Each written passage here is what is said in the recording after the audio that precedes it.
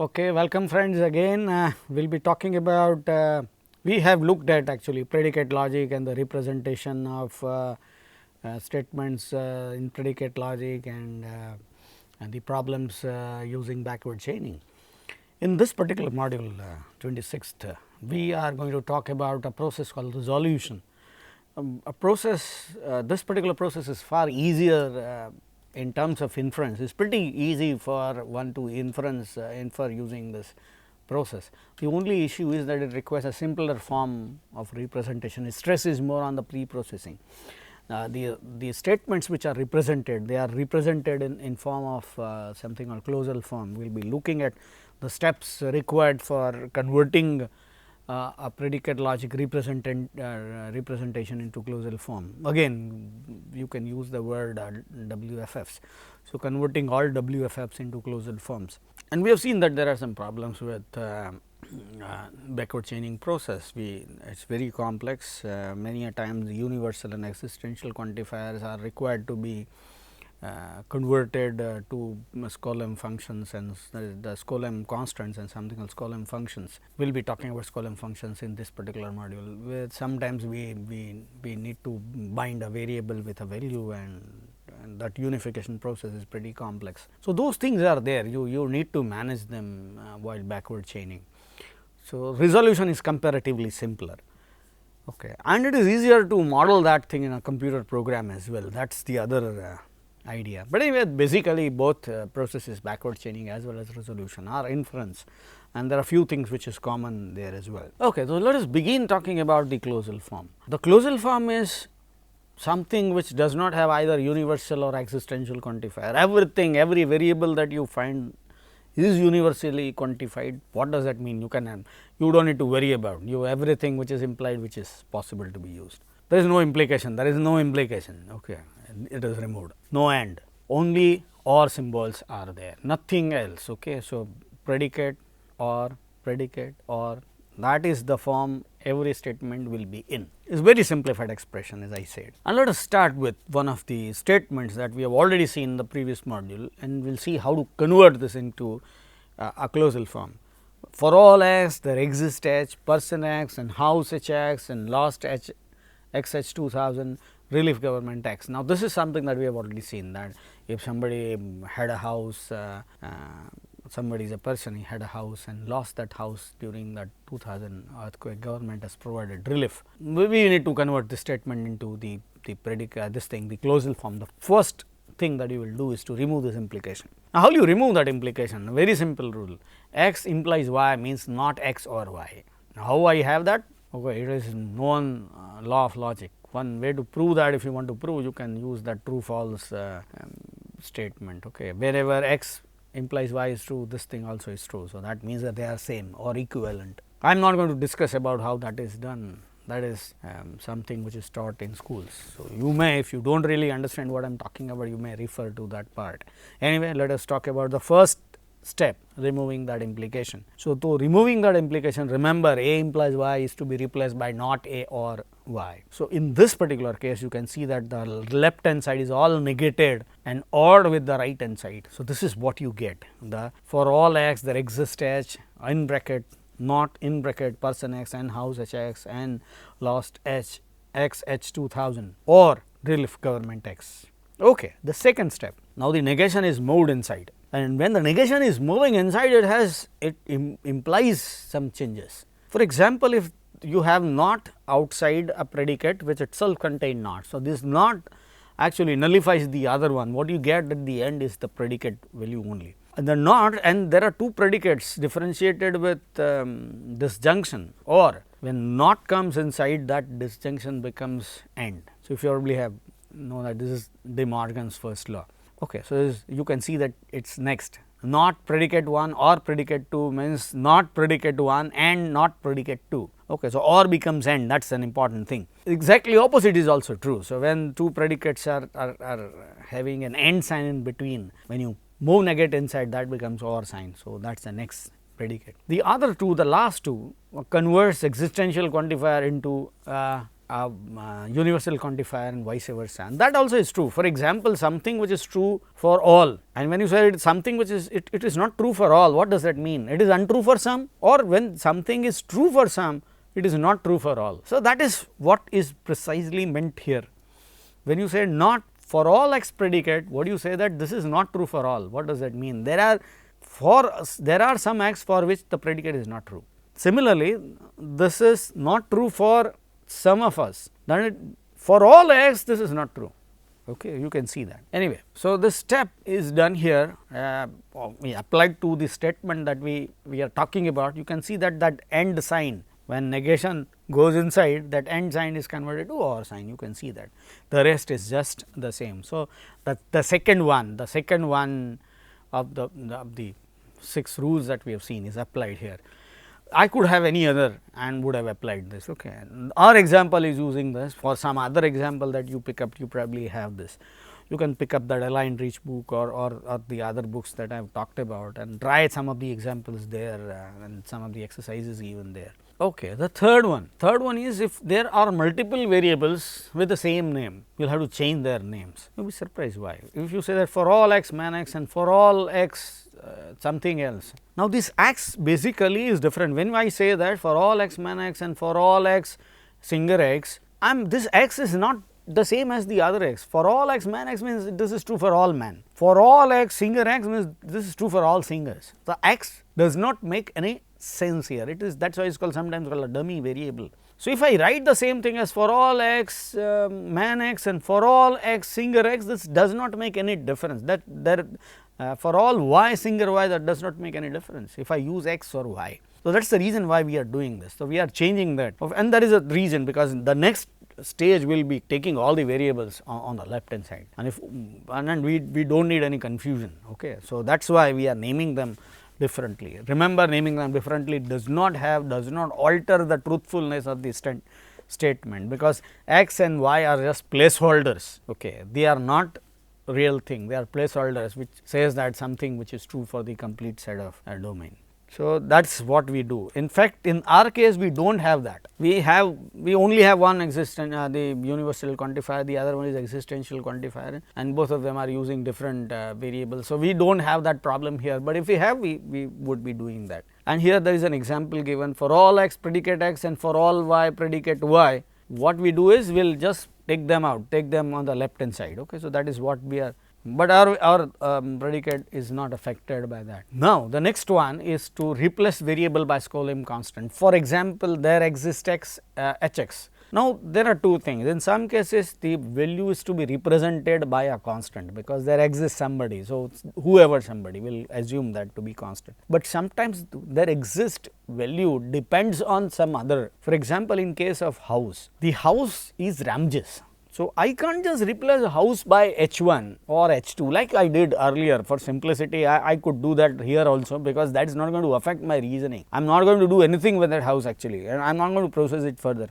But a better way of representing is to say that instead of h, I would say that I will use a function called house of, and the argument is Ramji, house Ramji. Now, house Ramji, we assume that the function exists which returns me the house of Ramji. If you are a programmer, you know that you can assume it to be a database of some sort where Ramji is an index to that. So, when you say house Ramji, that function will yield that row and you get the information about that house. So, here we are not discussing a constant, but a function which applies and will get that value. So, we are removing there exists h here, but not replacing it by a constant, but replacing it by a function. So, house of x is what we are going to do, and once you do that, the existential quantifier can be eliminated or removed. So, here that is what we do. In fact, if I replace it by h1, I can just do that, but remember h1 is not a good way of doing it. A Skolem constant is not very good.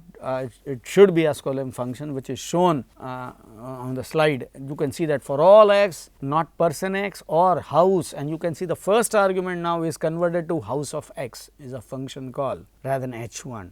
Okay, so it is more complicated way of representing the same thing, but obviously is more correct way of doing it. And then not lost x house of h. the same thing, in fact, that is an or relief government. Now, that the other things are not changed. Okay. You can see that that part is changed. So, that is step number 5. Step number 6, now you can see that there is no existential quantifier. We have moved all universal quantifiers on the left hand side. Now, we are dropping all of them. Why? Because we assume that everything is universally quantified now. There is no existential quantifier. All variables that we use, because we do not have any variable which is existentially quantified now. All variables are universally quantified. So, we can remove that, because we can assume that is everything that we have is all universally quantified.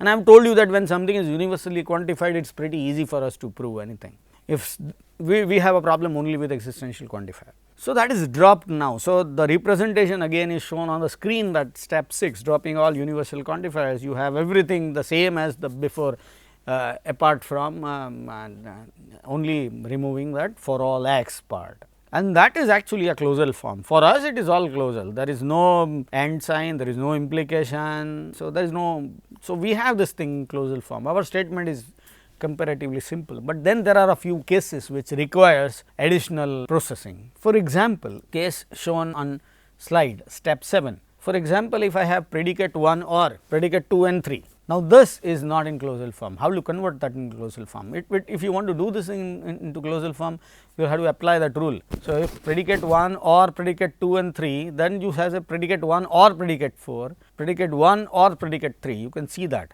Okay. So, that is the rule applied. Now, you have two things separated as and, okay, but this both of them are closal form, and now you can write them as separate statement, because when you write 5 statements, that means all 5 statements are actually they are connected with and. So, you can write them that way. And little more complex case is predicate 1 and predicate 4 and then predicate 2 and predicate 3. So, 1 2, 1 3, 4 2 and 4 3, all of them are the disjunction, it is actually connected by junction. Okay. So, you can see that, but this is something again which is rule of association, say x and y or z, you know that, then x or y and z or y. So, that is something which you can see is happening here. There is an example given in the next slide. You can see that example, player Anand chess or player Jay badminton and player Jay chess. Now, that if we will have to convert that thing into, you can see that there are two phrases, two WFFs which are connected by and.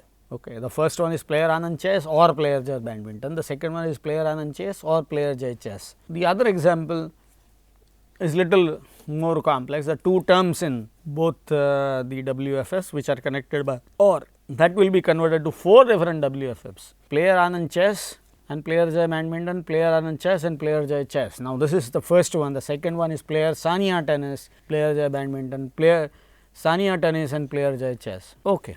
And now, as I said, the next step is to convert everything into something which is connected by and, is to represent that thing as a separate statement. So, that is the next thing that we will be doing. Now, this step 9, if you have, now this is something which you might have, that for all x player x and for all x winner x, something like that, because you are separating them on the other statements, you may change the value x or y, okay, x to y. So, make sure that they do not have the same name, okay. Whenever they are unified x and y, if you use the same name, it is problem, because if you use the same name, if you bind x, the other value is incorrectly bind. So, for all x winner x, if there is a player x winner x, if you have that thing, if you bind x in player and the x in the winner may get bind. So, that should not happen. So, we are using a different name here, but this is actually a common sense anyway, but this is sometimes needed, and in fact, we do not have any example right now, but the references. Alan Reach has one example which showcases how important is this process, and the book says it calls this process as standardizing variables apart, and how useful it is shown there. Anyway, we are not stressing this further right now, but you can see that it is there in the.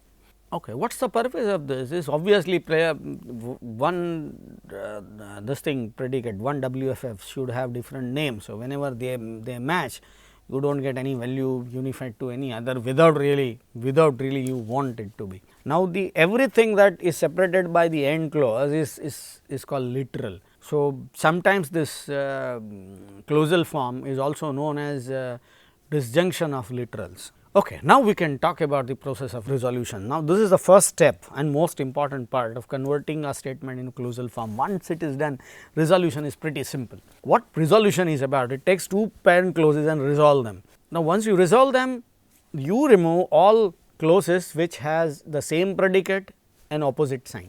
For example, not player J badminton and player J badminton, that is removed, okay, because that is always true, not X and X, you know that is always true. So, that is removed, and whenever you know that the unification algorithm is again here very important. So, that the same set of rules are applied. How you produce a proof and resolution? There are three steps. First, you negate whatever you want to prove and then try to resolve. Now, try to understand, suppose you want to prove player Sachin and you just say not player Sachin, and then you will somehow try to match that with something, and if you get player Sachin somewhere, what will happen? Not player Sachin, they match, what you get is a null statement. What does that mean? When you say you get a null statement, that is a contradiction. You started with not player Sachin, you met with contradiction, not player Sachin is false, that means player Sachin is true.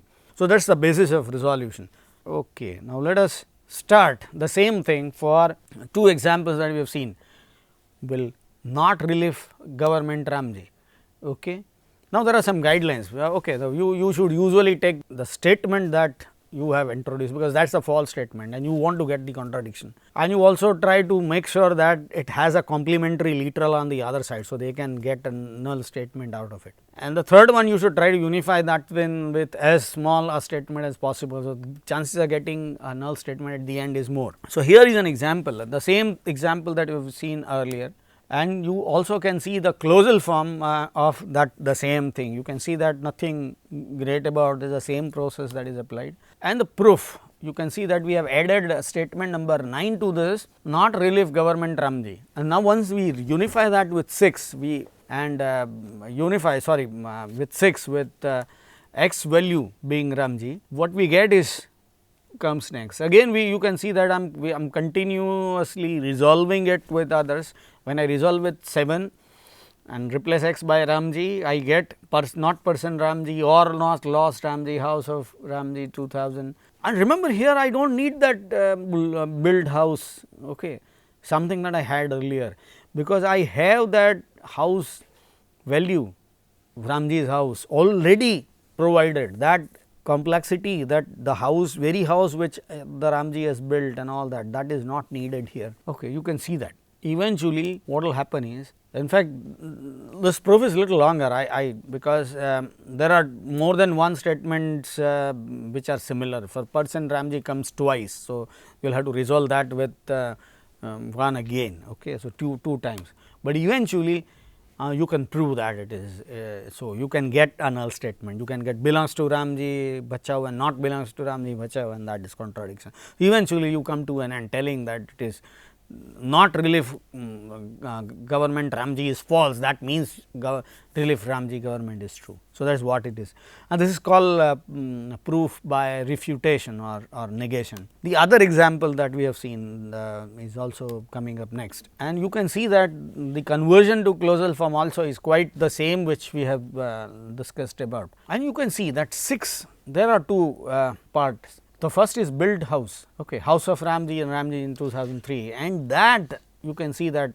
we had two things and changed house. Now, they become two different statements. Now, that is something which is different here. So, not changed house Ramji, house of Ramji 2015. Now, you can see that house of Ramji is now existentially, that existential quantifier. I do not need that thing to be in the same statement now, because that relation is already established once I used this thing, the Skolem function here.